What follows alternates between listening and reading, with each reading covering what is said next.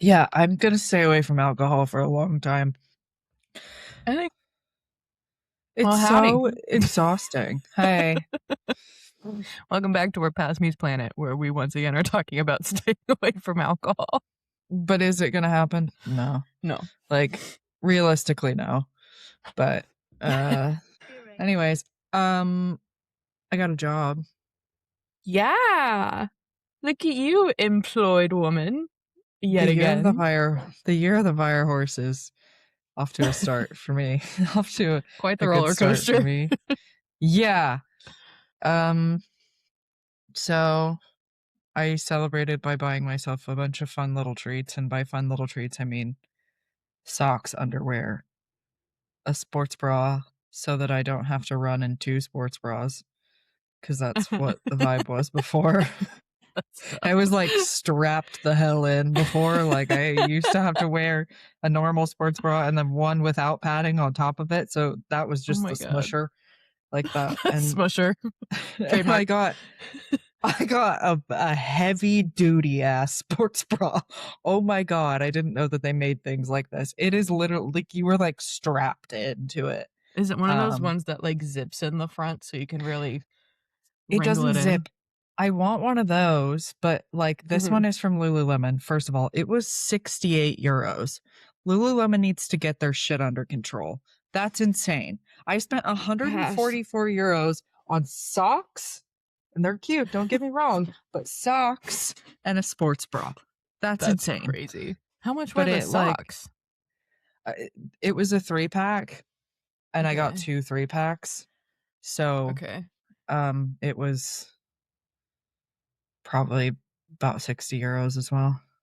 70 Yeah, euros my even. ears I don't itching. know. I It's a think I can try scam, but out. I really like these socks so much. Ocean's had these socks forever. So I do have notes. Oh, I do as well. We have 2 You go notes. You first. can. Okay. They're kind of weird. Okay. Well, I'm gonna go with the Should they ever second one not be? first. Yeah, I'm gonna go with the second one first because I feel like it's a little bit more depressing than the first one. Um, so I wrote this last night, and I said sometimes I think my life is together and I'm doing well, and then sometimes I don't eat a meal for 2 days, and I drink a lot of beer, and I wonder. That's it. I literally haven't eaten a meal. I haven't eaten a meal in 2 days. Friday. Friday, we went for a run, which was not planned. On Ouch. on Friday, I went to therapy. I got home. I cried, as you do. Sure. Um, I always call Mac after therapy. I Like, quick don't debrief. I don't really like talking about therapy after I leave therapy, but it was just like not a That's very good fair. session. You know what I mean? Oh, Like it just yeah. kind of felt like I don't know. My therapist is never going to hear this. So basically, it was just like, why am I talking about him like he's in the room? Basically, it was kind of like we were talking about body image issues, and he's usually not like this, but he was it was kind of just like, don't have them. And I was like, okay, this is Well, a point in which I think I need a female to talk to. Because he just doesn't get it. And yeah. like that's not his fault necessarily. But like he compared it to balding, and I was like, I don't know if societal standards go the same way in that E for effort, buddy. way. So I got home, I cried. Asha made me 2 sandwiches on white bread for lunch. I don't really consider that a meal. It's more of a pastry. And then it was What nice of was on him the to do sandwiches? jamon, so ham and cheese. But it's like cured ham, so it's like prosciutto. It's not gross ham. Um and then we went on a run. And then we were like, let's go get drinks. So I ran through the shower. And then at the bars, I had 2 plates of peanuts. And I was like, look, it's protein. It's fine. Peanuts. Peanuts. Am I right? God. And then we went to my friend Abby's boyfriend's bar, and he like just kept feeding us fried things. And then my tummy felt really bad during the night. And then Saturday, Ouch. I again had 2 ham sandwiches. And then we went out Mhm. and did drinking. And then Sure.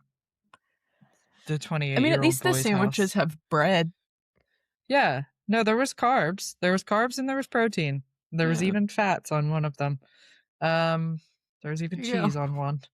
But, yeah, it got to last night and I had had a bowl of Cheerios for dinner and I was like, hmm. I am craving cooked food. And that's when I A wrote that note. concept. Um, Nice. I just, well, I was gonna say when we went on vacation, I realized oh, on the way yeah, home, we were standing in line for Sonic or not Sonic, Subway, and I was like, "I have not eaten a full meal in 3 days." yeah. You were like, "Why am I ravenous?" Literally just out of nowhere turned to Aiden, and I was like, "I haven't eaten a full meal in 3 days," and he said, "Okay, foot long it is." He said, "Yeah, let's get a foot long, and then Which they'll my tummy charge also you did not about enjoy. $12,000 for it." God, Yeah. the last time we went to Subway was The $5 after footlong is your no after more, your wedding. We spent probably. $48 for 2 people. I was like, "This is Subway." That's They're getting crazy. a We have little big never in their spent that much money britches. at Subway. What did you guys get? I Fucking don't know. steak? We both got Wagyu sub? Austin might have gotten steak, but we both got I always get an Italian. What's the Italian one? The one with pepperoni and salami? The spicy Italian. Sure. That's what I Okay, always get. sure. Yeah. That's a normal sub. I got a foot long, probably. I probably got the cheesy bread because I want to live a little. And Mhm. we God probably both forbid a got girl has a little fun God with the forbid a girl has a little Italian cheese on herbs her and bread. cheese bread. Damn it. And then I think we both got chips and a drink. And it was like $40. I was like, God, what is It's this? crazy. Highway Um, robbery, some might say. Sorry, what's your second note, though? That was sorry. me No, but relating to you not eating. I did actually think about you whenever I wrote that note last night because I was like, oh, this is the perfect person to share this with. That I've eaten basically 3/4 of a loaf of white bread in 2 days, and that's it. Yeah. So, um, I have a really specific pet peeve, a new one. Okay, Do you wanna hear hit what it me. is? It's when people say garlic aioli because that's like saying garlic sauce, because aioli is just Oh. garlic mayonnaise. Okay, I did not know that. But then why do Okay, they call it a garlic aioli on, like, because they're menus? stupid. Okay, sure. I guess it's like the That's La Brea Tar Pits is the tartar pits. the tartar pits, yeah. The tartar Yeah, pits. so that's the tartar pits, yeah, because I just maybe this is I don't know. I saw it at some point this week and I was like, "Why do people keep calling it garlic aioli?" Like, that is redundant. Like, aioli Yeah. in its nature is supposed to have garlic it's just mayo with garlic in it. Like, That and explains it why I co like it so much because I love mayo, yeah, and I also love garlic. and when you add garlic to that But shit now I know. Okay, that makes sense. but do you Yeah, know I what always wondered what makes something an aioli. yeah. Do you wanna know where it comes from? Yeah. It's a Spanish sauce, actually. It's I would say less Oh. like mayo than well, it's just a little bit more homogenous than mayo. It's called alioli sauce, and it's like like a Mhm. white garlic sauce, and it's Spanish, and it tastes really good when you dip pizza crusts in it. It's also kind of gross in that it, like, is halfway between a jelly and a mayo, so it's, like, Oh. got a real interesting texture to it, Huh. but it It tastes makes me really think of nice. the, So like, garlic sauce from Papa John's. yeah, The that's texture why that's I never quite what you expect it to be. yeah, that's why I order that's why I always got alioli whenever we lived in Cambrils, and I couldn't have Papa John's because Mhm.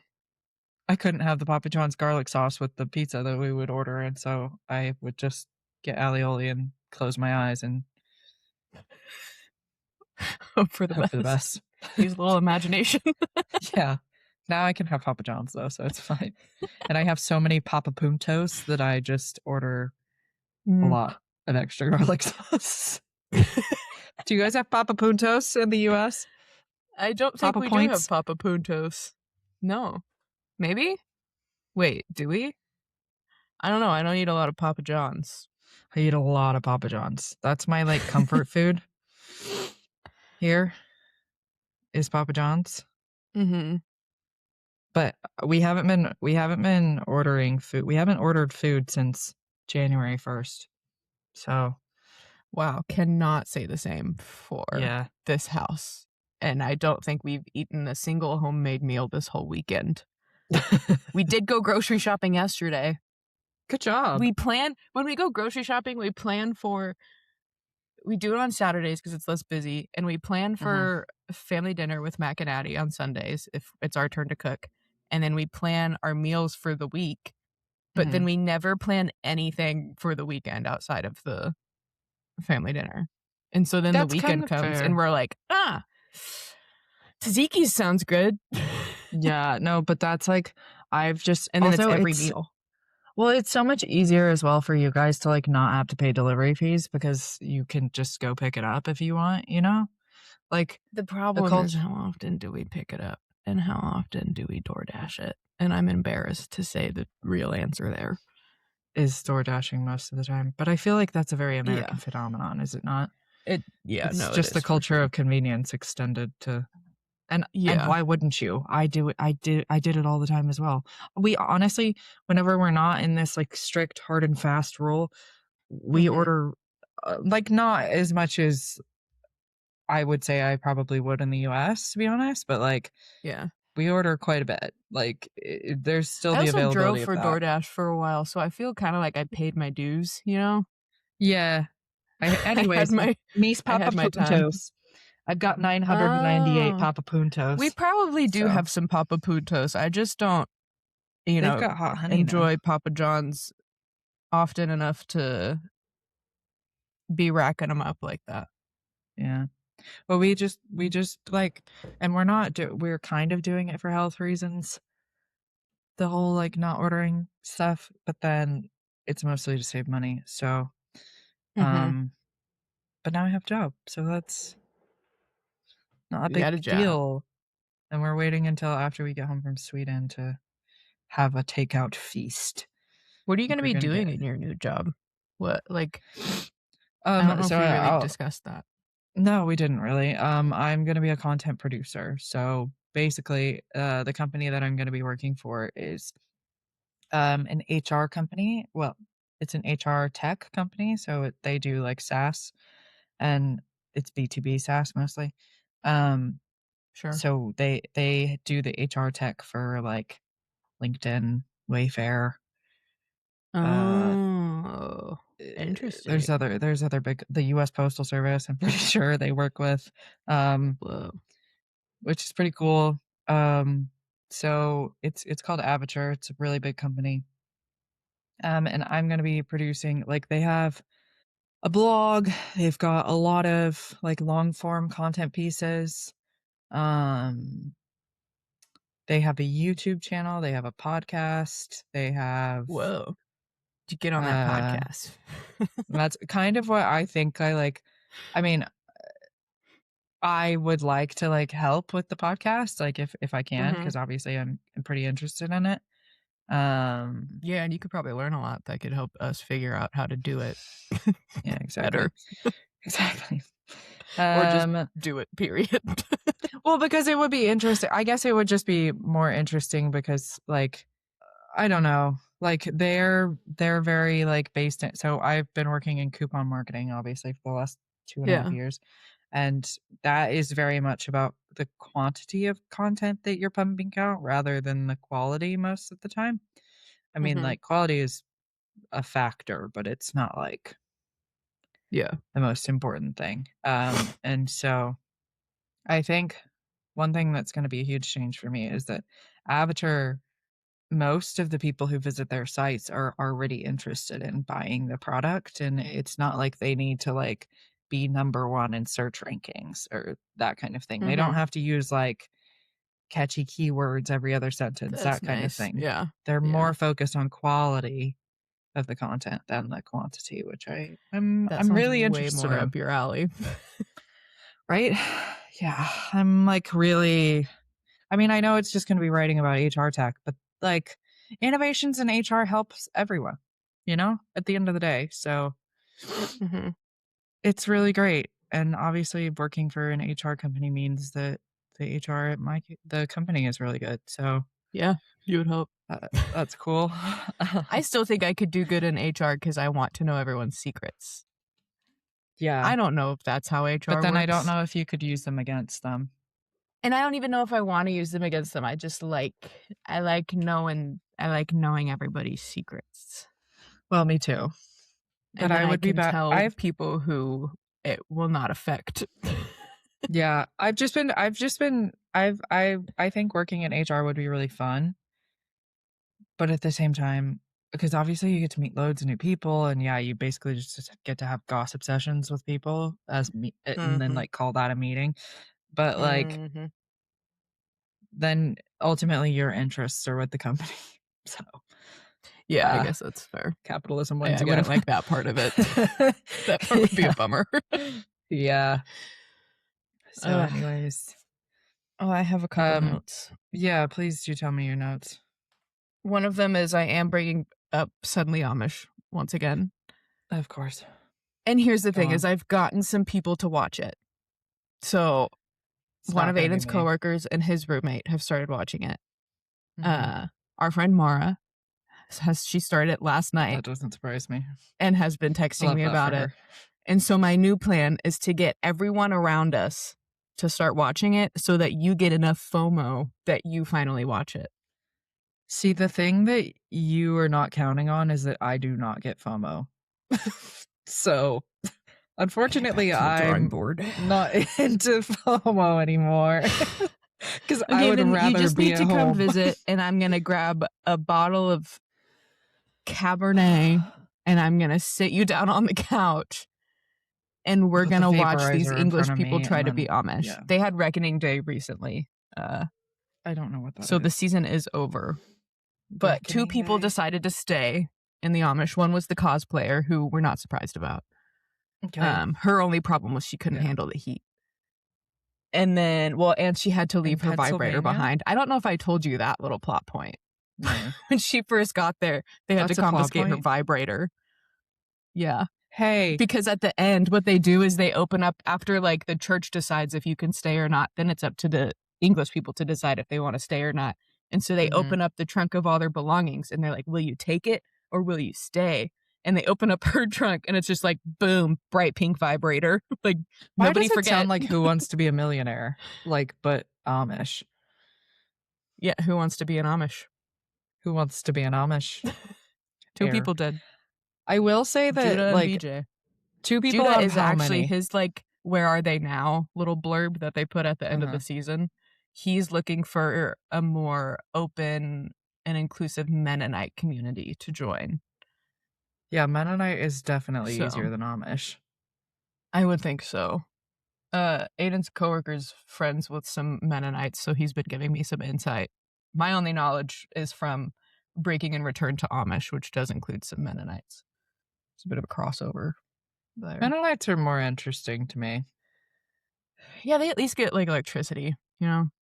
Cars. Like, if BJ Cell joined a phones. Mennonite community, she could have her AC that she needs so badly. Also, she's a woman who's named BJ. Her name's like Billy Okay.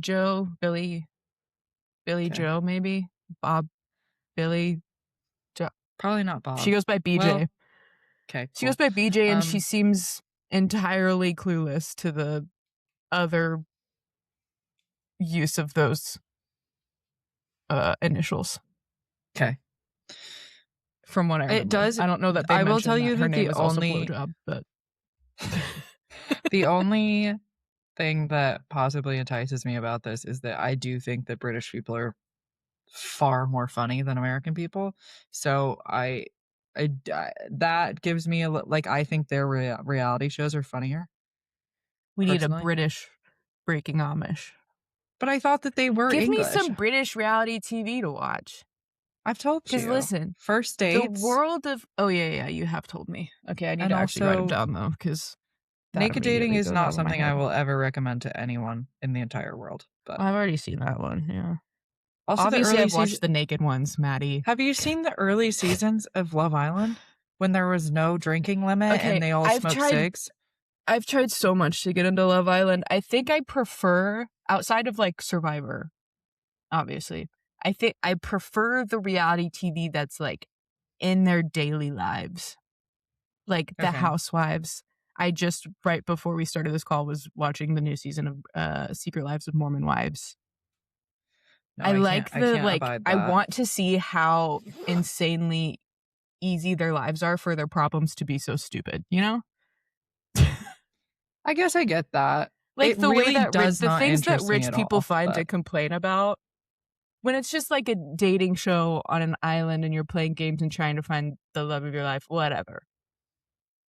I couldn't get into Love Island. I really tried really hard this last summer. Did you try the early seasons? No.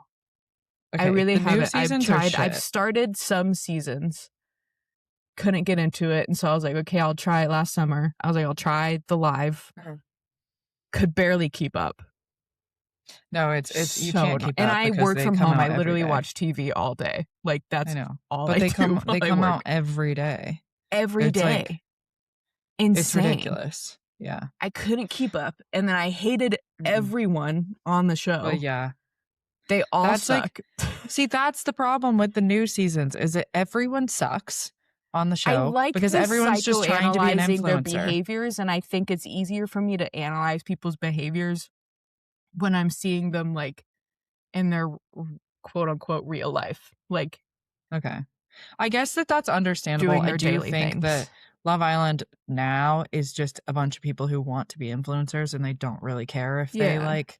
If they do well on Love Island or whatever. Love is Blind is a dating show I will watch for the rest of my life. It is so toxic and horrible, and I'm obsessed with it. So I only watched that's one I can't get behind. I can't lie. I just don't care. I love it. I don't like. I find it really hard to care about all of these people. Like, you know what I mean? Yeah, I don't. Yeah, caring is a strong. I'm intrigued. I would say. Yeah, I like knowing like what kind of. Like, who are you as a human that ended you up here? Or like, why are you the way that you are? I just am so interested in how people live their lives, especially people that live a life that like I could never imagine, nor would I really want. Yeah. Like, what are your problems? I guess just with my thing about like reality TV shows like that is that like they always go back to like the same problem. Okay, so for instance, I listened to Beach Too Sandy did an episode about Secret Lives of Mormon Wives this week. And I listened to it and I just like the guy who was on the who was the guest on there was like saying like trying to describe like the main conflict of the first season was that at one unspecified point in the past, someone had maybe done something similar to swinging, but not even swinging. It was full on swinging. It was full on swinging. They play it down in the show, but yeah. This season they come out and explain that like, yeah. Yeah, but I'm like, what? That is so tapped in the head if you have to spend an entire season and then go into season 2 talking about that. But the thing is they're Mormon. Yeah, but most of them really aren't anymore, right? No. One of them's going to be the Bachelorette. But it still comes into, oh, yeah, and she's, like, so messy. That's such a crazy decision for her to be the Bachelorette. But it's, like, it's the fact that some of them do still care. Right? Like, in the first season, there's one girl. All their husbands are gay. Yeah, for sure. But there's one girl in the first season. That's another scandal in the first season. They say it was, like, he was on Tinder, but, like, homeboy had frosted tips. Oh, he was on Grindr. He was on frosted tips and non-European. That flow chart. Whitney, Miss Roxy Hart in Chicago. I'm so sorry, but your husband. Oh yeah, I heard about that. Is into men. And then one of them has not to assume salon. But yeah, all their husbands are gay. These women will never know who I am, so I'm just going to tell them right now. If we And assume. it's Also, not that if we deep. assume, it's not that deep. Here's the thing, though. So this season, what is kind of crazy, well, the whole thing is crazy to me, but like, so the guys, this time, dad talk. So there's mom talk, and that's who started The Secret Lives of Mormon Wives. And now the husbands are like, well, we want to be included too. So they've started dad talk.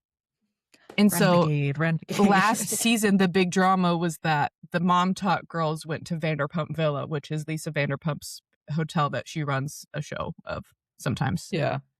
They do like different places. And so the moms went, and that caused a bunch of drama. And so this season, the dads got invited to Vanderpump Villa.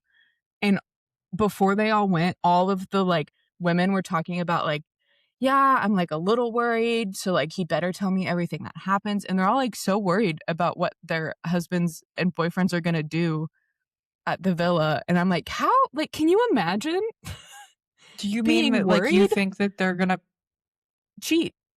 Like, imagine with one another. That's what's fascinating to me. Like, what, like, how do you end up in your life? How are you married to a gay man that you're worried is going to cheat on you? As a woman, how did you end up? How did you get into this?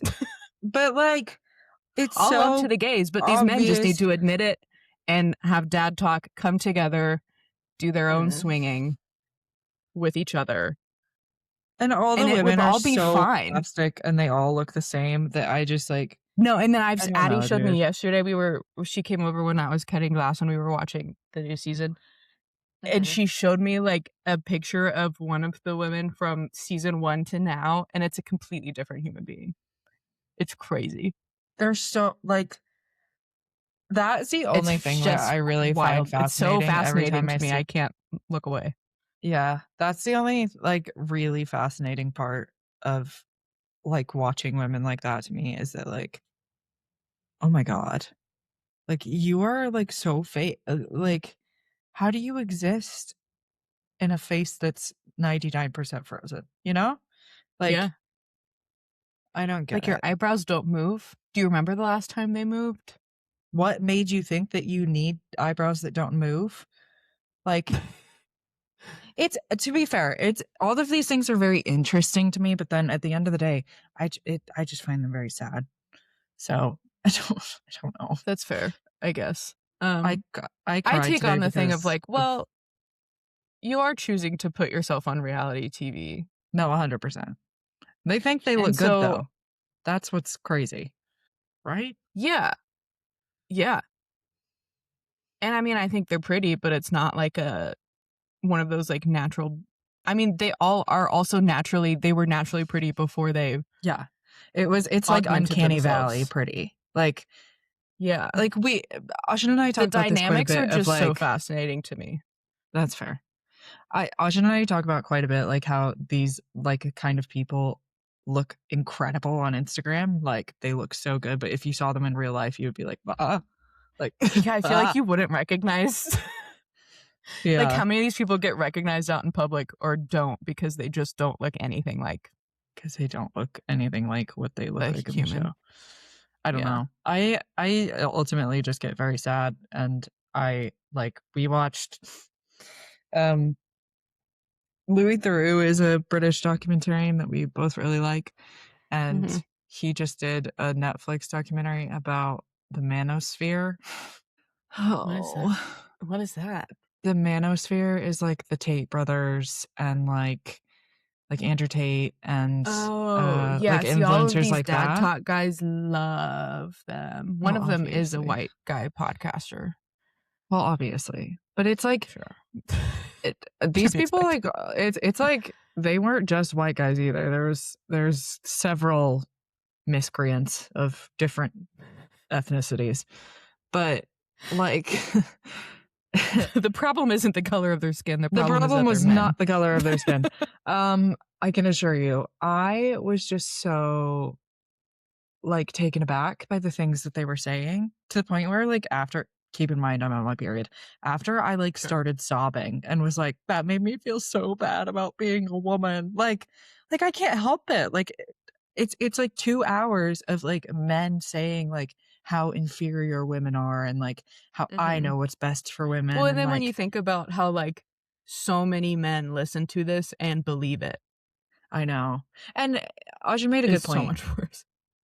It's just a drop in the ocean. Like, these men are not actually that popular, like, there are still good people that don't like, there are still good boys and children and young men who won't listen to this kind of thing, who know it's bullshit, but, Yeah. like, The ones who there's were raised by also a good women. lot yeah, there's also a lot of men who do, and it's, like, I don't know, really sad to, like, see how, like, grifters and influencers have been able to convince normal ass people of these things, essentially. Uh, Yeah. I mean, I think the United States is, like, a prime example of how easy that can be yeah, to convince people 100%. of 100%. shit. And most of these guys were American, to be fair. One was British, and he was particularly, like, probably the worst, actually, because he was just Damn. a lot of the Americans, like, it's quite funny. You can see the cultural difference there because, like, the Americans were, like, at least superficially quite nice. Like, Mhm. they weren't like assholes to the documentary or the documentary crew, but, like, the Mhm. British guy was just, like, an actual dick, like, fully the whole time, Yeah. and, like, he was, like, so contradictory. Basically, like, he said, like, "Oh, yeah, like, I own an agency that manages OnlyFans girls, but I would definitely disown my daughter if she did OnlyFans." And I was like, "W what?" That's crazy. And they just think they're so cool. Like, you can clearly see that, like, he thinks he's so cool and so, Mm. like, smart. He's like, "Yeah, I'll pay for it, but or, like, yeah, I'll get paid by it, but I'm not, like, saying it's okay," you know? And it's like, Yeah. "But you're directly benefiting from it. What do you mean?" Anyways, we don't have Mhm. to talk about it. I don't need to rehash it again, but basically, that's just to say that, like, the reality of these people's lives always end up making me so sad. I can't do it because 'Cause I'll, Gotcha. like, Yesterday, I go was into a sobbing for a tailspin. different reason, or not yesterday, on Friday. Oh? Uh, Yeah, you it was never the got through the rest of your 3000th notes, did you? episode of Good Mythical Morning. Yeah, this isn't unrelated, but Oh, you crying reminded me. It was the 3000th episode of Good Mythical Morning, and it was Stevie's last episode. I don't know who And Stevie so is. I feel bad. she's like the chief. She's been with them since they were in Rhett and Link's garage. Aw. She, like, produces the show pretty she's the voice in all of their episodes, the voice of Ah, God, if you will. Um, gotcha. but yeah, Aiden You and like I God. Aiden looked over me and it was, like, snotty, like, poofy eyes, and then I just looked at my phone, pulled up my Stardust app, and was like, "Mm, my period starts in 5 days." This Yeah, explains mine was some of it. supposed to start in 5 mine that was the other thing about mine is that it was 5 Oh, it days came early, early. Oh my god, are we in sync? probably. Look Even at us. You can virtually. be in sync from across the world. Who would have thought? Speaking of across the world, my parents are in fucking New Zealand right now without me. Your parents are in New Zealand? Yeah, That's so cool. I told them to bring me back the coolest rock they could find. So my mom I'm sure said, at "Doesn't least that your go dad will. against L&T?" And I said, It's for science." So It's for as science as I also. am an environmental scientist, so you are truthfully just bringing back a rock for me to study Also, for science. if it's, like, on the beach, like, LNT doesn't apply to, like, if you were, like, looking for seashells and stuff, right? I mean, technically, yeah, it does, because those seashells could be homes for little creatures looking for a safe space. Do as I say, not Yeah. as I do. I'm a scientist, Yeah. and I'm taking a rock for science, and, For and, science and and definitely so no not one just to else look should do at. that, but I'm gonna do that. I am the white man podcaster. Shit, I've talked myself into feeling bad about this. It's okay, you don't have to feel bad about it, Katie. I think we would all Listen, benefit I've from a taken some little rocks, okay? I I've think we would taken a all rock or benefit two. from, like, a little bit less puritanical ideals, you know? We don't have to be I think perfect. it's worse to stack rocks than it is to take one rock home. Oh, I hate when people stack the rocks. It's just Except one time Spanish we were people on don't know a what LNT work is. trip. We were on a work trip in Oklahoma, and we were on a trail. This was when we worked for UREC, and we were on a trail, and we had just had, like, some people were getting their LNT certifications, and so when we do that, each person who's doing it, like their Leave No Trace trainer certifications, everyone has to teach a principle if you're trying to get your certification. And so we had just learned about rock stacks. And so in this particular trail, the rock stacks were the trail markers. And our friend didn't know that at first. And so he was like kicking them over whenever we passed them. And then our boss had to be like, so in this situation, we shouldn't be knocking him over. I don't think he knocked too many over before it happened. I only saw one get knocked over, and then we kind of put it back up. Yeah, I think we will not be able to find our way home if we can go through all these scrambling behind like shit. I mean, in his defense, like why are we using rock stacks to mark trails? Why would you not just use the stripes like most trails exactly use?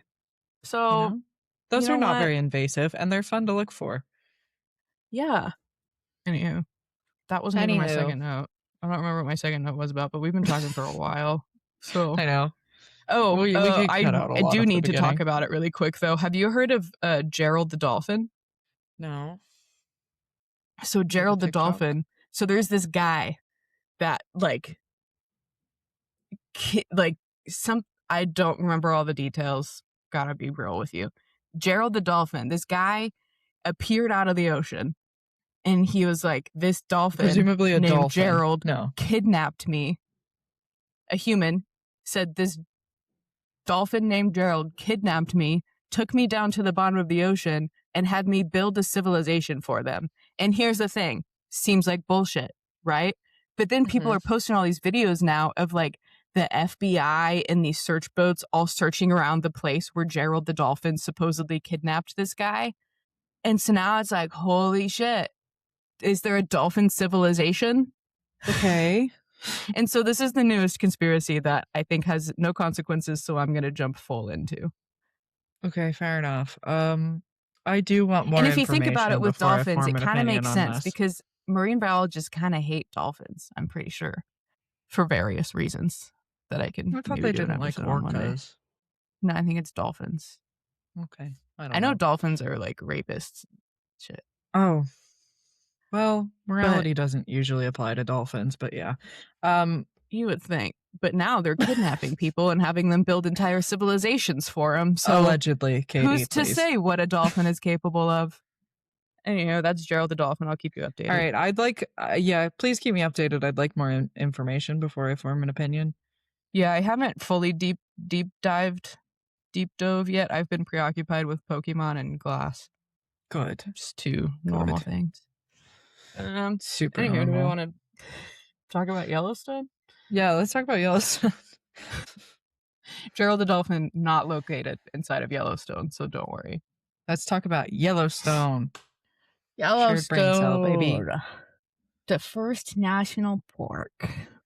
Sorry, yes. Was that a spoiler? Ever. Did you mention that later? It's not a spoiler. Ever, like in the world? Mm-hmm. Oh, that's cool. I didn't know that. Yeah.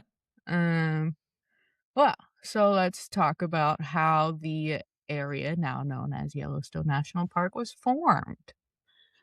We've got two main things going on here: glaciers and volcano.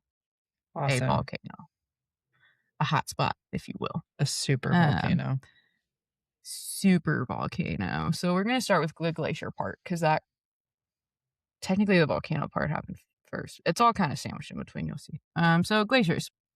Glaciers are a result from a period of time where more snow falls than it melts. And so the snow packs down and it gets deep enough that it turns into ice from all the pressure. And then it starts to move under the force of gravity and or its own weight. And so as it's moving, because ice is really hard, it picks up huge rocks and boulders and can leave these huge like U-shaped valleys you can see lines on mountains that are from Yeah. glaciers scraping past them. It moves rocks far away from home. When the last period of glaciation ended and the glaciers were receding, there were these big glacial dams that backed up water over Lamar Valley in Yellowstone. And so when the dams lifted, they caused these huge floods that helped form the landscape that we now see around the north entrance of the park. Oh, cool. Yeah. So there's a lot of periods of glaciation in North America, including Yellowstone, over the past 2.6 million years. In Yellowstone specifically, the glacial deposits date back to 1.3 million years ago, which I guess it's pretty rare to find evidence of glaciation that far back, because what happens when another glacier comes in, it kind of scrapes over the Yeah. last evidence. Did they Enough. did they do how do they do that? How did they find that out? You can see like where big boulders and rocks have moved out of place, Oh, okay. aren't where they were before. Sediment deposits can show like where big things happened.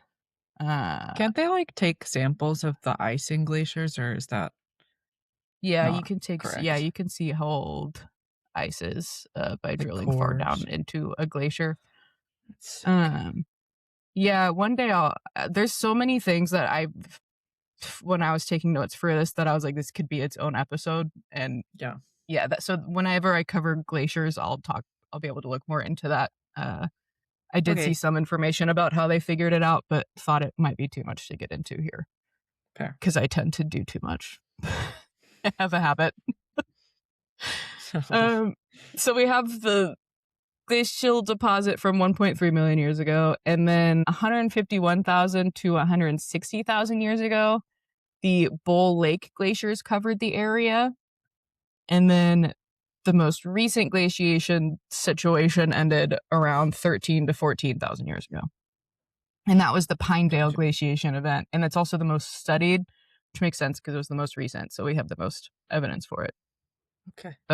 Pretty much. The beginning of it's hard to figure out depending on where you are in the landscape of the park. You can see evidence that it ranges from 21,000 to 15 to 16,000 years ago. And then during its peak, the ice cap was like 4,000 feet thick. So Mount Washburn in Yellowstone was completely covered by ice. There was Wow. no mountain, it was just ice. That's Just crazy. nuts. And this actually, I don't know if all of the events, but at least some of the event, this one, the Pinedale glaciation event, was not part of the continental ice sheet, that the big one that came south from Canada. It was actually partly due to Yellowstone's higher elevation because of the volcanic plateau that allowed snow to accumulate easier. Okay. And so, speaking of volcanoes, Homegirl has been erupting since before humans existed, which Hell is yeah. nuts. She's old. That is crazy. So, Yellowstone supervolcano is actually a hotspot, which means it's just a spot, kind of like Hawaii was formed over a hotspot. So each of the islands were one hotspot, and then as the Pacific plate moved, the new islands were formed. Similar situation here, but it was the North American plate. As it moved, the hotspot stayed in the same place, and so it actually started with the McDermott caldera, which is in northern Nevada and southeastern Oregon, and then as the North American plate moved, it ended up where it is now. The current That's crazy. Yellowstone Plateau Volcanic Field is its government name. Right. It's So, Christian name.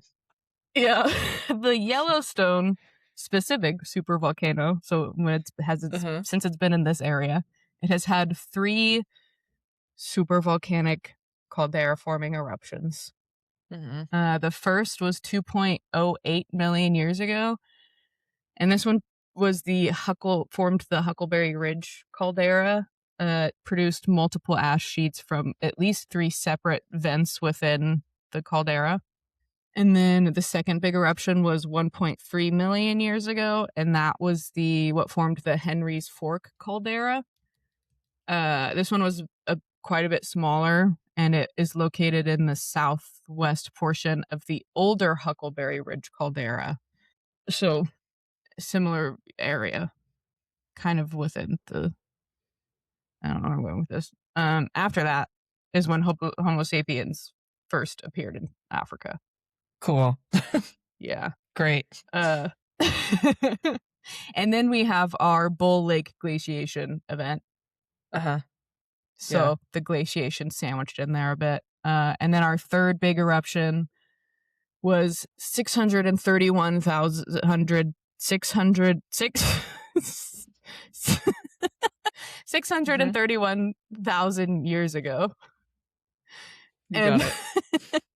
And that's what created the Yellowstone caldera, and that actually happened from at least 2 separate vents within the caldera. And then after that was when the most recent glaciation situation happened, and also the largest hydrothermal explosion that formed the Mary Bay crater that you can see along the north shore of Yellowstone Lake.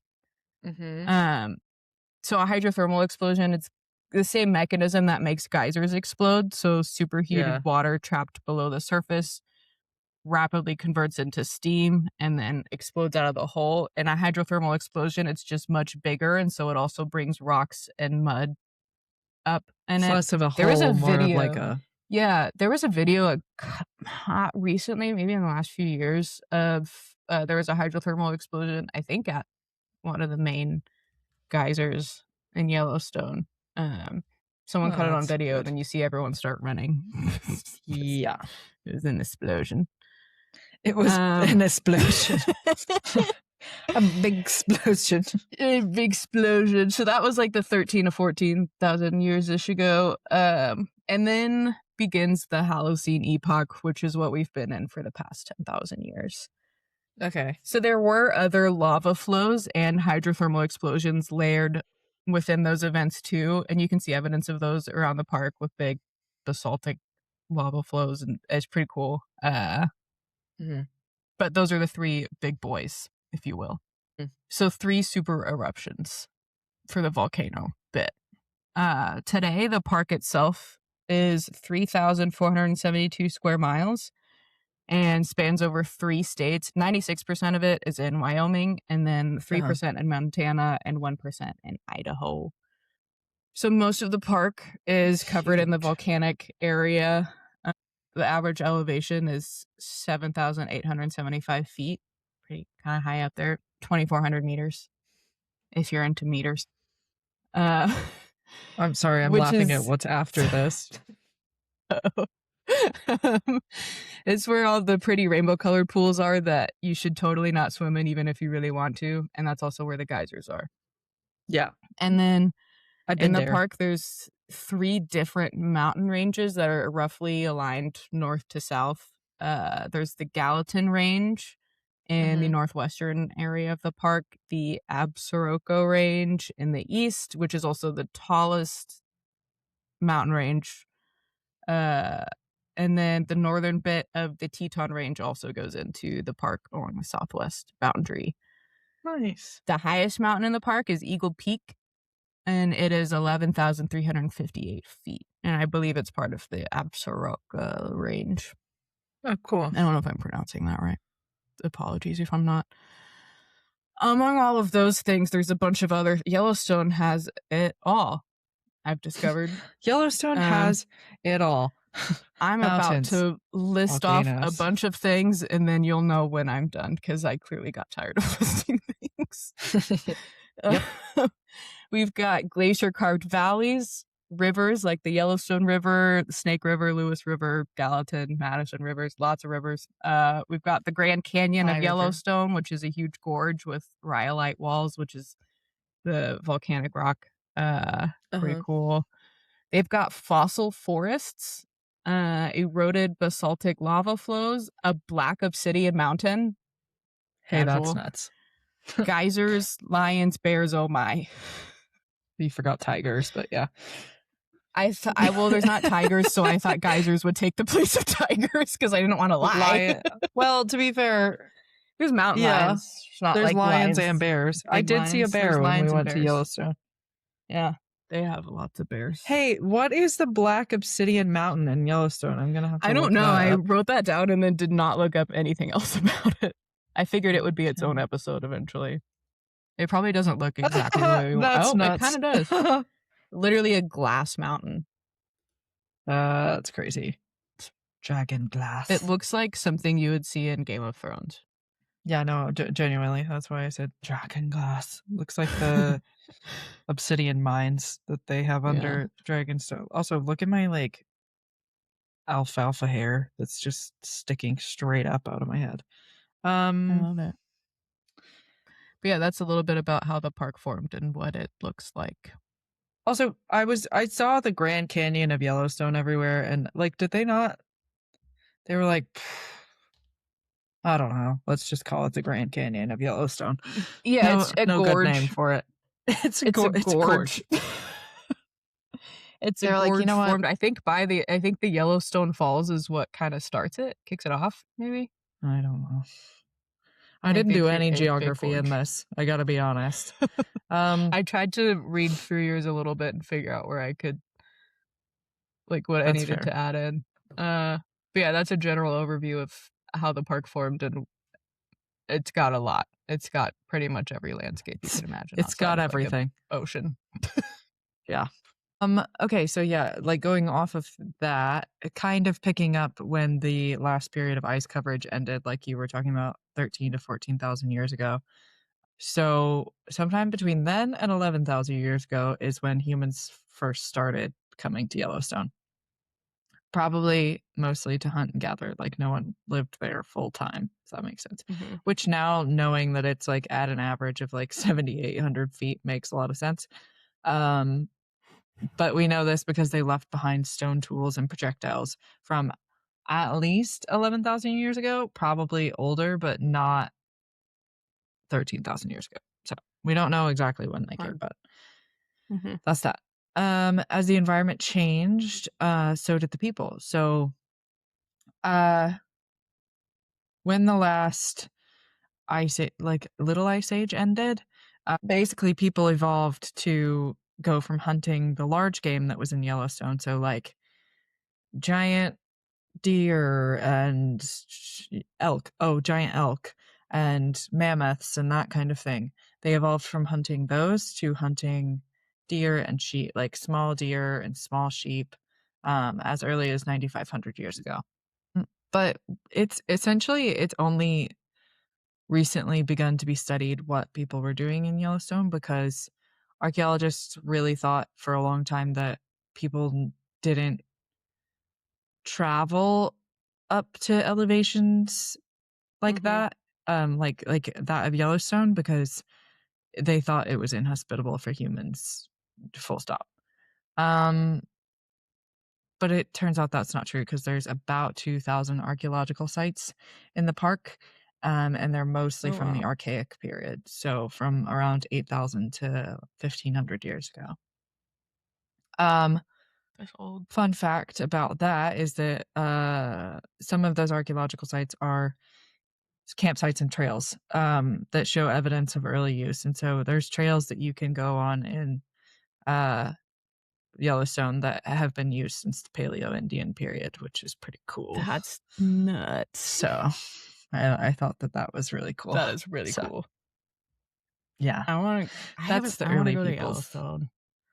It's really cool. I was there when I was 14, and I was too busy with my own 14-year-old. Sure, you had a lot going on. Things. Yeah. To care about Yellowstone, really. So I remember seeing Old Faithful. That's about as much as I can give you. Okay. A little bit about the plants and animals of Yellowstone. So Yellowstone has the largest concentration of mammals in the lower 48 states. It's known for its predator-prey complex of large mammals. So they have 8 ungulate species, which is just hoofed animals. ungulate. I love that. I think that was I will never forget what an ungulate species is, because I think that was used as a trick question in my plants and environmental restoration test when we had to do our first online test from COVID. Mm-hmm. And I knew what it was because I was also in an Arkansas wildlife class. Mm-hmm. And so I got it right, but I was texting Dr. Wood, what was the trick question? And she said it was that one, I think. And I was like, oh shit. So my other class helped me out there. I didn't cheat, but please don't think I cheated. I just got lucky. Yeah. I just knew. Anywho, so an ungulate is pretty much just a hooved animal. Hooved. So there's 8 ungulate species in the park. 7 of them are native. They have bighorn sheep, bison, elk, moose, mountain goats, mule deer, pronghorn, and white-tailed deer. And then there are 7. Yes. Which one is it native? I don't actually. I don't know. Oh, fair enough. Sorry. Yeah. I forgot to look that up. No, you're good. That's okay. Yeah, just totally. I would think, if I had to guess, I don't actually know what a pronghorn is. It's an antelope. Oh. I reckon it's the white-tailed deer. I don't know. Maybe that's wrong. I feel like they just kind of show up places. Are mule deer? Maybe it could be mule deer. Aren't they native to Europe? No. Okay, let's see. Moose, bison, elk, longhorn sheep. What's not named here that I named up there? Is it bighorn sheep? Nope, that's right there. Okay, you look at my list of what I named, and I'm looking at a picture, and tell me what's not listed. Okay. Moose, bison, elk, pronghorn, mountain goat, mule deer. You're right, it's white-tailed deer that's not listed. Oh, okay. So white-tailed deer are the invasive species. Intruders. Just not native, not necessarily invasive, I don't think. Not necessarily invasive. I think, yeah. Anyways, sorry. I was just interested. Yeah, so those are the ungulates. White-tailed deer are the imposters. And then there's 7 large predators. We have black bears, the Canada lynx, coyotes, grizzly bears, mountain lions, wolverines, and wolves. Holy shit. A lot of animals. I feel like black bears are too silly to be listed amongst those, but that's just me. And I love a black bear. I love black bears. They're so silly. Aren't they vegetarian? No, they're not. Those are sun bears, right? That are vegetarians. I'm asking too many questions. Sorry. No, you're fine. I don't need images. It's not black bears. What bear is vegetarian? What bear had a moral... What bear is an herbivore? What bear survived ego death? That's good. A giant panda. Okay, never mind. That's it. The one that only eats bamboo. It's just the silly ones that fall out of their bamboo trees. Yeah. That do better in captivity than in the wild, yes. But how have they survived as a species for so long? Who knows? So yeah, those are the big animals. Okay. They've also documented around 300 species of birds to date. They've been keeping records of sightings since 1872. The difference in terrain and elevation and the variation of plant life creates a pretty good habitat for birds to hang out and migrate through. They have 12 native species of fish, 16 species total, 5 species of amphibians, 6 species of reptiles, and roughly 1,400 species. Yeah, that's what I felt like writing. They have roughly 1,400 species of plants that have stayed in the area since they've recolonized after the last glaciers and lava flows and shit. That's 3 crazy. of those plants are endemic species. At least 2 of them depend on the habitat created by the thermal features of the park. So we have Ross's bent grass, Yellowstone's sand verbena, and Yellowstone sulfur wild buckwheat. Wow, that's quite a mouthful. Pretty cool. Lots of plants Cool. and lots of animals. Again, another one where I was like, these could each have their own episode. So Hey, I would really, really enjoy an had episode to on really. black bears. I'm just saying, That they're would be one of my fun. favorite animals. You need to listen to Tooth and Claw. Was that? Well, that attack part might not. Well, but he also very so Tooth and Claw is like a podcast about um animal attacks overall, but there's 3 people that host it. One of the guys is a bear biologist. And so a lot of their I would do that. episodes are different bear attacks, but they do a really good job of telling you the interesting story of the attack and then also educating you on how to not Be attacked. Yeah, fair. Yeah. That Love is Tooth and Claw. helpful. Highly recommend that podcast. Nice. Especially if you want to learn about bears.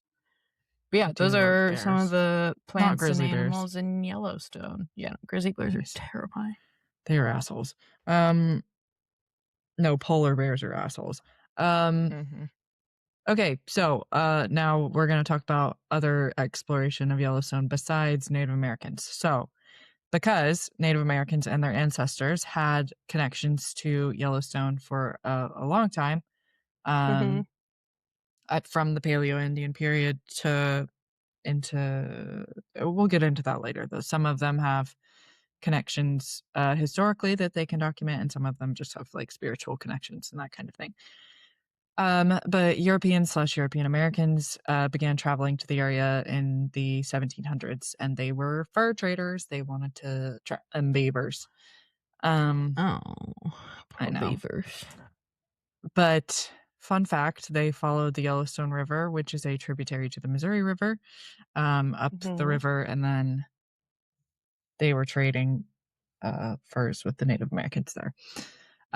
They themselves probably didn't experience hydrothermal activity, because they probably would have documented it. But they documented having heard stories from Native Americans in the area about hydrothermal activity. Native Americans were like, "You got to watch out around here. Be careful where you step." They said, if you see smoke coming from a hole, walk away. Run. Yeah. I guess steam, not smoke. Yeah. The Lewis and Clark expedition did not go to Yellowstone, so they skirted sort of around the outside of it. But on the way back, a member of their expedition named John Coulter broke off and wanted to join the trappers that were already in Yellowstone. What do you mean by what is a trapper?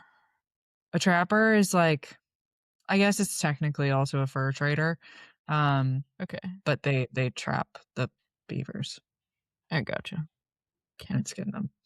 God forbid an animal makes a dam, you know? Eat the beaver, but I don't know if that was ever a thing. I mean, I would rather them like use all of it. Use the whole animal. Just grab the fur and throw that's the wishful rest thinking, away. Katie. I know. I do feel like I don't should have known the white man. I don't know what people's like deal was back in the day of like just being like, oh, there's surely hundreds and hundreds and millions of these animals that I can just. I don't know. Yeah, I'm not even a vegetarian. I haven't had my ego death, but like, I'm just like, did you guys just think that these were like never ending? Like, did you think every species on the planet was like rabbits? Probably. And they could just continue? Whatever. Yeah.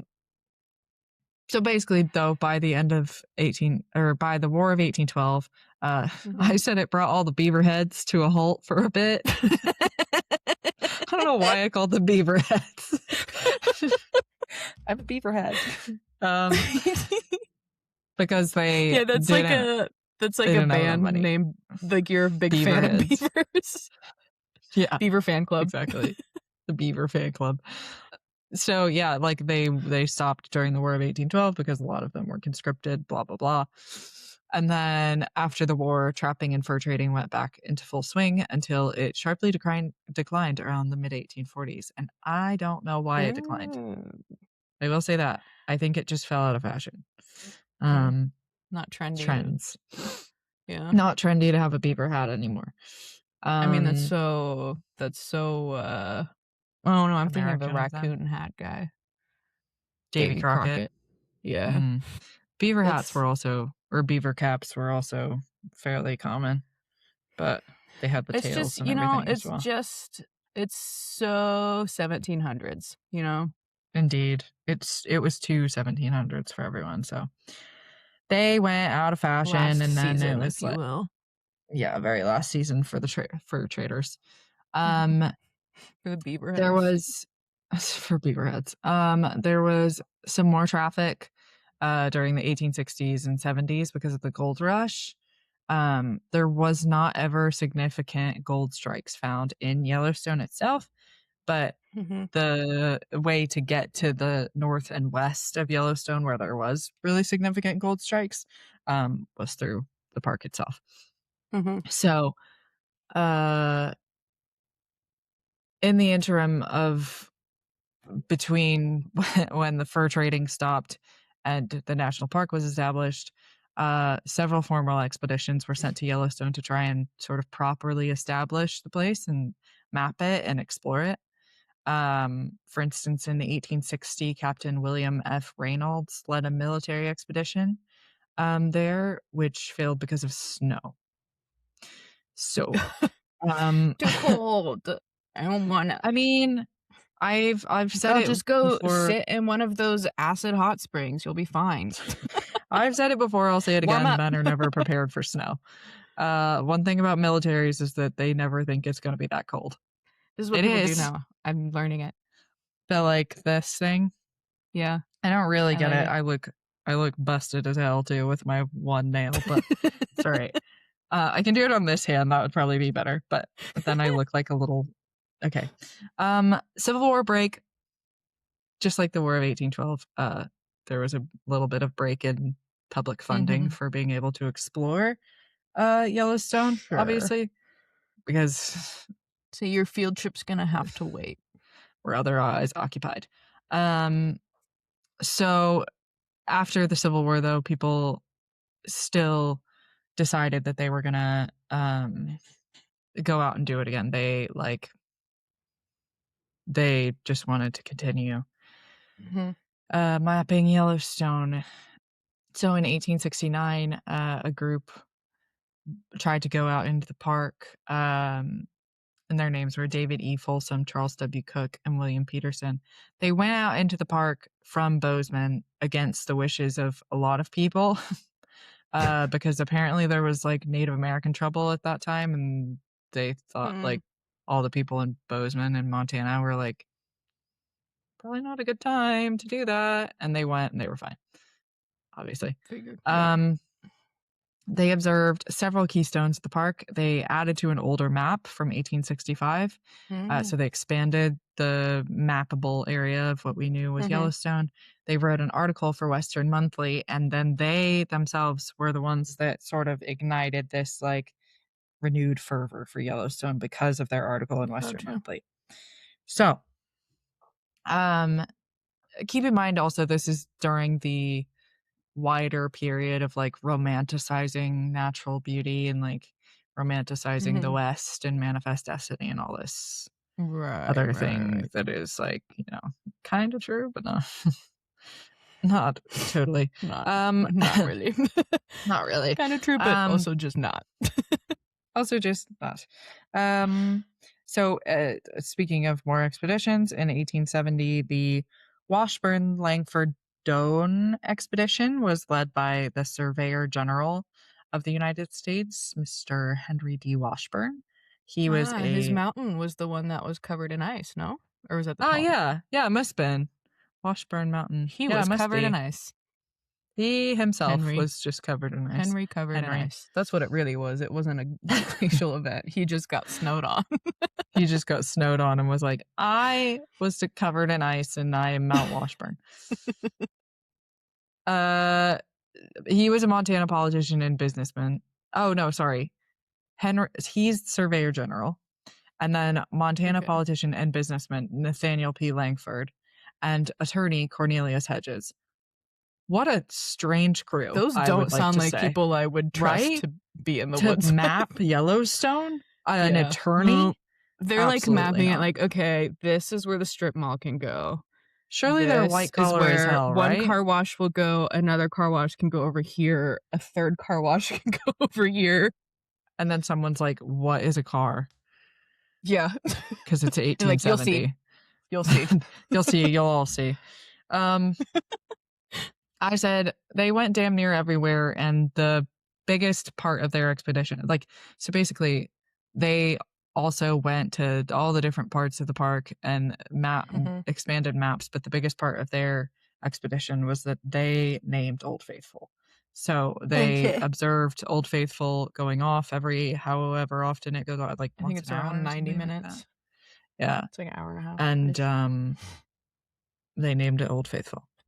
In 1871, a guy named Ferdinand V. Hayden, which is quite the name. He was head of the U.S. Geological and Geographical Survey of the Territories. What a name, what a title. He sounds royal. I know, right? Okay, I'm also gonna read from this one. I forgot about this. Sorry.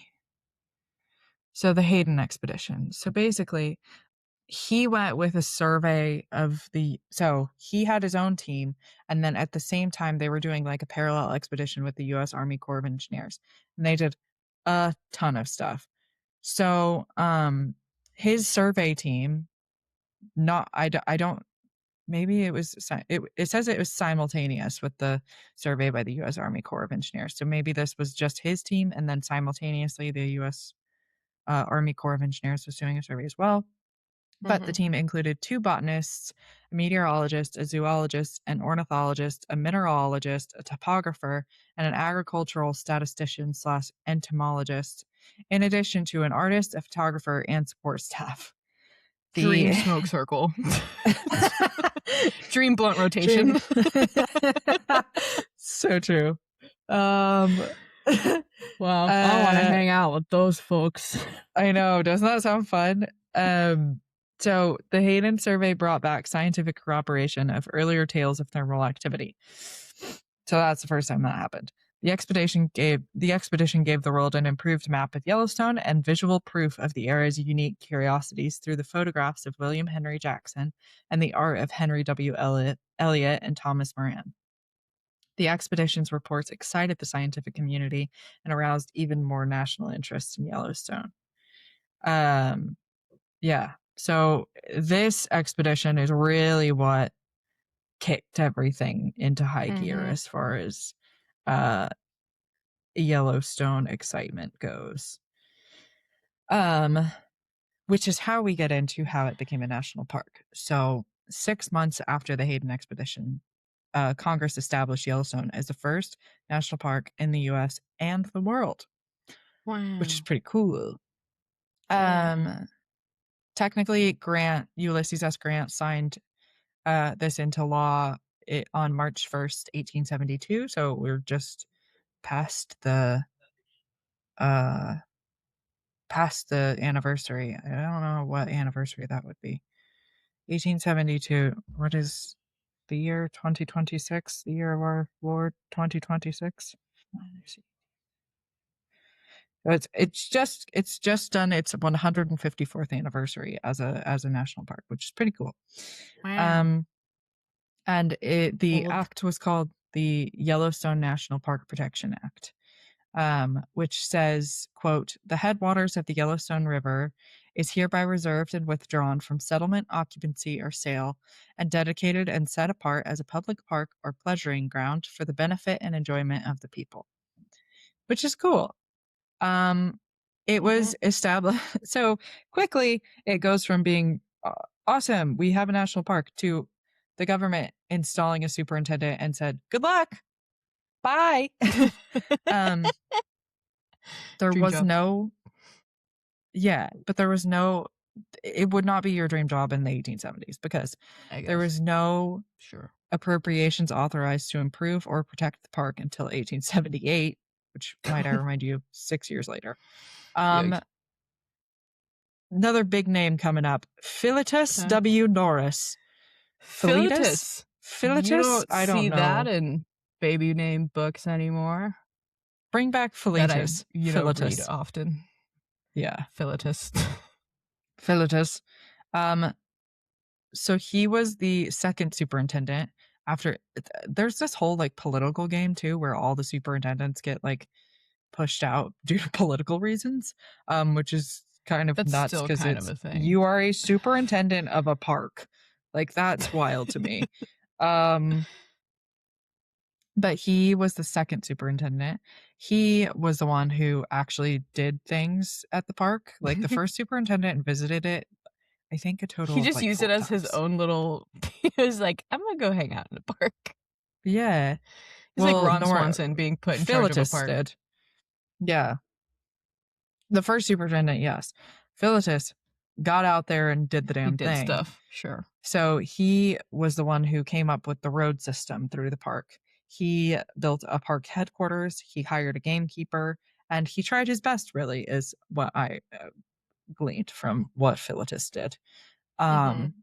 He was a big force in laying the groundwork for the geographical knowledge of the park and also the road system, obviously. So the modern road system is built on what Norris originally had mapped out and sort Gotcha. of rudimentary level built in the park. He also made up the myth that Native Americans were scared of the park, though, for whatever reason. Okay, Just add some sort of Philetus. air of mystique. So there were never guess. never Native Americans, I guess, that we know of that were like permanently settled in the park. Right. So I guess that's why. So we didn't like kick out Native Americans to make it a park, or did we? No. We tend to do things like that. Okay, cool. No. I mean, for once, I think We just that started. the US They just government started did a good rumors job. that they were scared of it. Yeah. Weird as fuck. Okay. I think it was. I don't know why you would do that. Weird. Okay. I don't know. Philetus. So he was by all intents and purposes, for all intents and purposes, Philetus was a good superintendent. His successors did not do so much. So he was pushed out again for political reasons. And then Yellowstone was subsequently ravaged by squatters, poachers, woodcutters, and vandals. Great. Dream blunt rotation. No, I'm just kidding.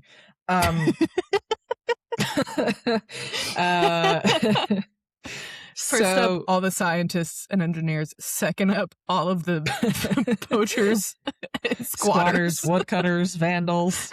Sounds like a fun time. Put them all in one big rotation. That blunt would be gone before he gets back to me. So I don't know.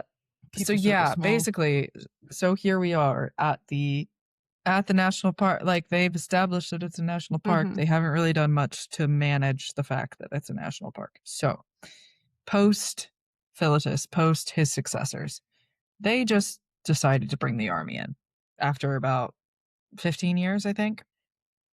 So they were like, okay, clearly this one superintendent, who I don't know why they thought that was enough people anyways, but whatever.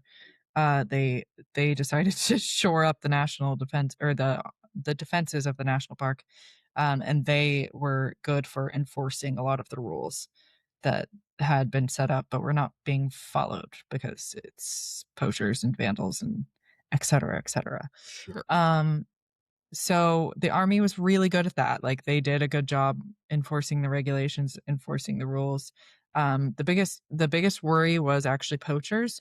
So that led to the passing of the National Park Protection Act in 1894, which was good, and it worked. So the army was really good at, the enforcement part of it, and protecting the land, but they weren't great tour guides. So one could imagine. Yeah. Yeah. And also job title. Yeah, and also Yellowstone was not the only national park by this point. So okay. It was like the different parks were being run in different ways, and it was just a little bit weird, and everyone, like, it seemed like all the national parks were a bit mismanaged. So that led to the establishment of the National Park Service Organic Act, which was passed by Congress and approved by Woodrow Wilson, President Wilson, on August 25th, 1916, which created the National Park Service to manage the parks. Okay. So instead of the Army now managing the parks, there's a dedicated service to uniform management, uniform regulations, people who know what they're talking about, that kind of thing. Yeah. And then they have their own, obviously, government subsidies for that as well. The park's boundaries were expanded a couple of times in 1929 due to the natural topography. There was like a argument that part of the natural topography should extend the boundary of the park. And then also for elk in 1932 because they wanted to, I think, increase the mating area or something like that for the elk, like some sort of Could they not elk go outside habitation. of the? Did they just really want Or the maybe they elks to wanted be them. Maybe they considered wanted in the them to park? be. Yeah, maybe like for. Okay, they wanted to say that area for was protection. Part of the, Yeah, okay, for I guess protection, I would imagine. That makes sense. Yeah, to protect their mating. Because yeah. they have the poaching protection. Yeah, that makes sense. And then so the park kind of continued. It's been, as far as I know, it's been the same borders since 1932. But they've through the years kind of gone through a lot of periods of where the park it falls into disrepair, and then it's modernized, and then it falls into disrepair, and then it's modernized. And honestly, a lot of the modernization happened in the 50s, I want to say, which was leading up to I think the 75th or something anniversary of the park. And they wanted to make sure that the parks were as good as they could be. Obviously this worked well. Sometimes it didn't work well. Other times it's like all other governmental projects in the United States, honestly. And there's like several hotels there, which was part of the modernizations. Several hotels. There's a really famous gate. I think it's the north entrance. It's quite the famous gate. And then there's obviously lots of infrastructure there now. Like if you go to the rainbow pools, you walk along like a raised walkway over the pools. Yeah. Which is pretty cool. Yeah, that's when I want to. I want to go to that. Yeah. It's pretty cool. And then I think a lot of the roads, if not, I don't think all of them, I'm not going to go out on a limb and say all of the roads are paved, but at least the main roads are paved. There are 27 tribes associated with Yellowstone, so I'm not going to read all of them because that is a lot of tribes. But I know, for instance, that the Kiowa have documented ancestral knowledge that their ancestors were hunting and gathering in Yellowstone National Park. So some of the tribes are associated by ancestral presence, or they're associated by spiritual/cultural connection to places within the park or resources within the park, that kind of thing. And then I was going to read the 5 acts in modern management of Yellowstone that have impacted them the most. So, in the 1960s, Congress passed a lot of environmental protection acts that really influenced the management of Yellowstone and all the national parks, actually. So the Wilderness Act of 1964 influenced the management of national parks. The National Environmental Policy Act, or NEPA, was passed in 1970, which NEPA, sorry. That's what I work with. Oh, really? Yeah. So it, you can tell me if I'm right. It establishes a national policy to, quote, promote efforts which will prevent or eliminate damage to the environment, stimulate the health and welfare of man, and enrich the understanding of ecological systems, end quote. Yeah, pretty much it protects, you have like your natural resources, tribal resources, and historic resources are what we check in a NEPA review. Cool. Yeah, it says essentially what you do, no? Environmental assessments, EAs, and environmental impact statements are written to detail these analyses and provide forums for public involvement in management decisions. Yeah? Mhm. For the Yeah, I national do parks, the they very said. preliminary part of it of basically deciding if something needs a NEPA report or not. It's But always I have fun worked whenever you on, learn like, what your the best stuff friend in learns. between. Always fun when you learn what they do for work. Yeah, it's a good time. And then also the Clean Air Act of 1970 helped. Yellowstone is classified as a Class 1 in the Clean Air Act, which is the highest level of clean air protection. Yeah. The Clean Water Act of 1972 was enacted to, quote, restore and maintain the chemical, physical, and biological integrity of the nation's waters, end quote. And then the Endangered Species Act of 1973, which required federal agencies to protect species that are or are likely to become at risk of extinction through all or a significant part of their range. So it prohibits any action that would jeopardize their continued existence or result in the destruction or modification of their habitat. So those are the three acts of Congress that really affected the management of Yellowstone and made it Nice. a lot better over the years.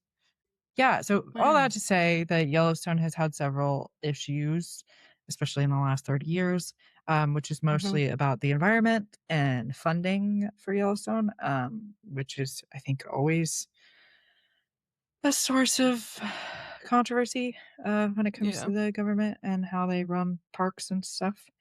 Um, but Yellowstone still serves as an ideal. It's a place of nature which is conserved for posterity, exactly how it is. Quote, so the United States' natural wealth would not be consumed at once by the greed of few, but would perpetually benefit all, end quote, which I think is a really nice thing. Like Mhm. that's the spirit behind the national parks, and I'm glad that we Yeah. still have them. Everyone deserves to enjoy nature, Indeed. unless you vote for things that go to destroy it. In that case, I genuinely do not think you deserve to enjoy nature. So You stay home. I think you Bad. deserve to stay inside forever. So Water consider that. bottle, water spray bottle. Bad, Yeah, you just bad. keep drinking your plastic water bottles and consume all the chemicals for me. All right. Uh, some ongoing conservation and shit at the park. One of the biggest ones that I learned about in a few different classes in college is the Yellowstone Wolf Project. This is wolves. In 1995, they reintroduced wolves into the park, and it is one of the most detailed studies of a large carnivore in the world. I did not go into much more detail of that because that deserves its own episode. Absolutely really would Um, like an episode on yeah, that, the to be wolf honest. project's really interesting. Yeah, they have a lot of different conservation programs for the native animals in the park, and studies going on. So they have there's 13 species of bats in the park, and they are studying them to try to figure out how to slow or stop the spread of white nose syndrome, which is a fungal disease that has led to regional extinctions of several species of bats all across the eastern US and Canada. The Huh. disease itself hasn't been observed in Yellowstone, but it is spreading across Wyoming and Montana. So they're Poor studying the bats. bats to hope to find some way to slow or stop it before it gets there.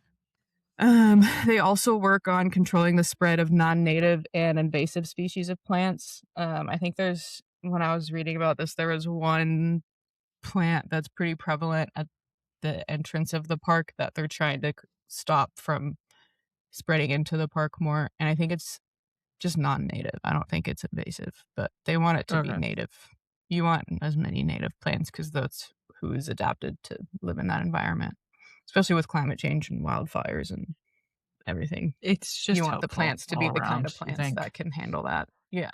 Yeah. Um, so there's also the Yellowstone Volcano Observatory, and this is almost a direct quote from their website with some added information from me.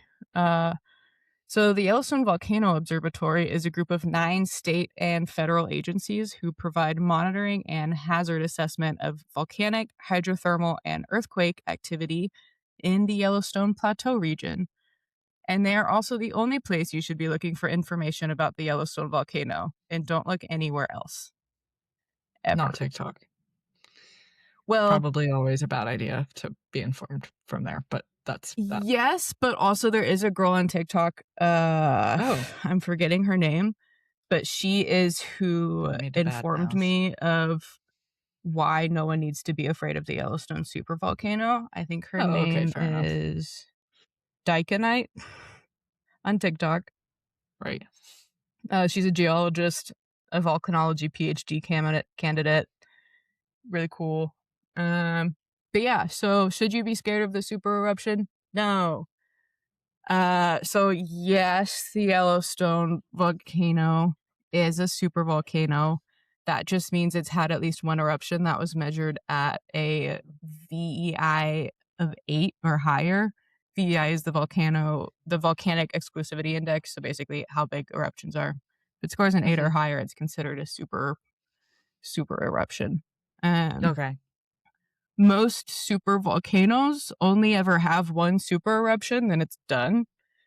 Yellowstone has had 3, but that doesn't mean if she erupted again, it would be a super eruption.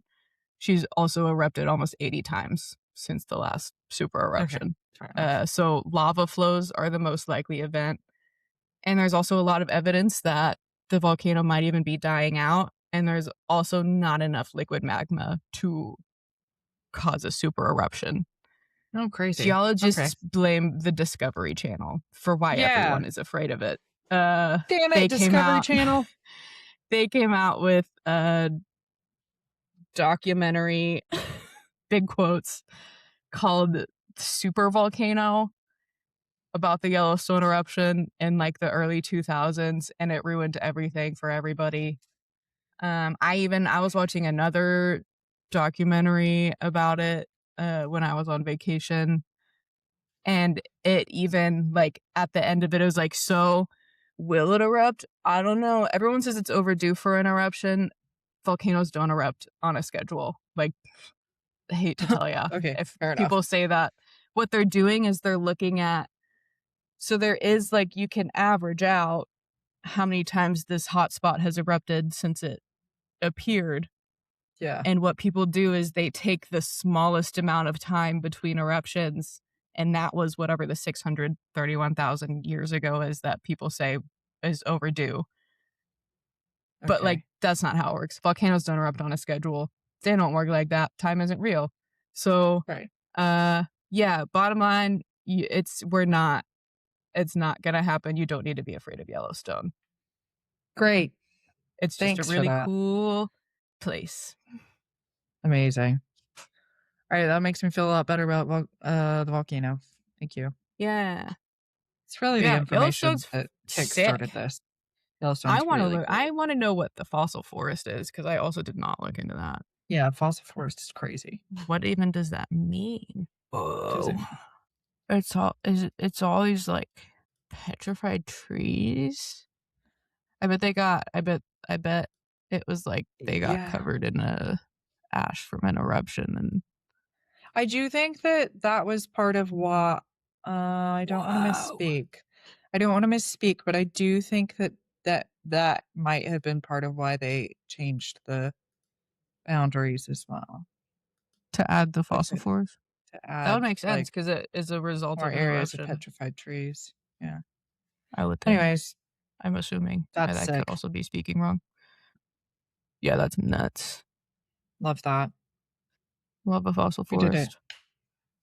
We did it. We've shared a brain cell once again. That's Yellowstone in That's a Yellowstone, nutshell. ladies and germs. Cool. I'm gonna go Cool. grind some glass and play Nice. some Pokemon with my day. Oh, I love that for you. I'm gonna go eat sweet potato bowls because I felt like eating healthy, but a lot of Oh, food, you know? I'm a Again, slut for a sweet potato bowl. If anyone haven't had a needs to meal in know, a few days, it's so my favorite meal in the entire world. And it is a base of sweet potatoes, and then you get black beans and some onions and garlic. And then you get some tomato, onion, cilantro, lime situation. a pico de Basically make your gallo, if own you will. pico, if you will. And then you You put can some put jalapenos avocados in on it. top, some hard-boiled eggs, a little bit of pepper jack cheese if you're feeling snazzy. I don't It's abide the the pepper greatest or meal that has ever existed I do not to me abide personally. the hard-boiled I eggs. don't But that's just The me. hard-boiled eggs That's is my just me. favorite. I don't necessarily need the pepper jack cheese. That's See, Aiden loves it. pepper jack cheese doesn't exist here, so we use cheddar, but it's good enough. And that's fair. Because I like the cheese. But the avocado, man. I support that. You put cubes of avocado, lime juice all over that. Lime juice, salt. You got the acidity, you got your salt, fat, acid, your heat. And also, avocados are really good for you people. You should be eating them because they have a lot of fiber. Everything in that bowl is good. Everything in that bowl is good. And it has so much fiber. And fiber is really important. And it's crazy to me that my favorite meal in the entire world is healthy because notoriously I'm not a healthy eater. So. No, same. But I mean, that thing. It's also pretty easy to meal prep too. Yeah, and you can also just pile it high. You could just pile that thing, and you have eaten an entire bowl, and you don't have to feel guilty about it because all it was is beans and sweet taters and lots of veggies. Good things for you, for your body. You get so full, you don't feel bad about it. You poop right the next day. It's good shit. Love a sweet potato bowl. Tonight we're having lasagna and salad. It's just an Aldi bought lasagna. We walked in and they have the prepped meals and I was like, we didn't plan for family dinner. Looked over and said, grab that lasagna. Get that lasagna stat. And that's dinner. So I do Mac love lasagna. always cooks very good things, but I'm no chef and that's okay. Homemade lasagna is very easy. It just takes a long time. But yeah, my mom makes it on Christmas Eve. Frozen lasagna is also good. So reheated lasagna is better than fresh lasagna, and I stand by that for the rest of my life. 100%, because it's all the noodles have soaked up everything, and then it's not as soupy and saucy. It's it's got some structural integrity. One week we made. I texted Mac and Addie and I said, on this week's menu is, what did I say? Breaded fish with pasta in an aged cheese sauce and steamed and cut legumes, and it was fish sticks, mac and cheese, and green beans. Yep, that's what I thought. you said pasta and an aged cheese sauce, and I said, oh, it's fish sticks and mac and cheese. Sure, it's fish sticks and mac and cheese. I was gonna plate it all up real fancy too, and then just dinner is served. I'm chef. Fed is best, as they say. Yeah. Well, okay. Right. I'm gonna go cook dinner immediately. So, have fun with that. Hungry. Catch you on the flippity flop. Catch you on the flippity flap. Bye.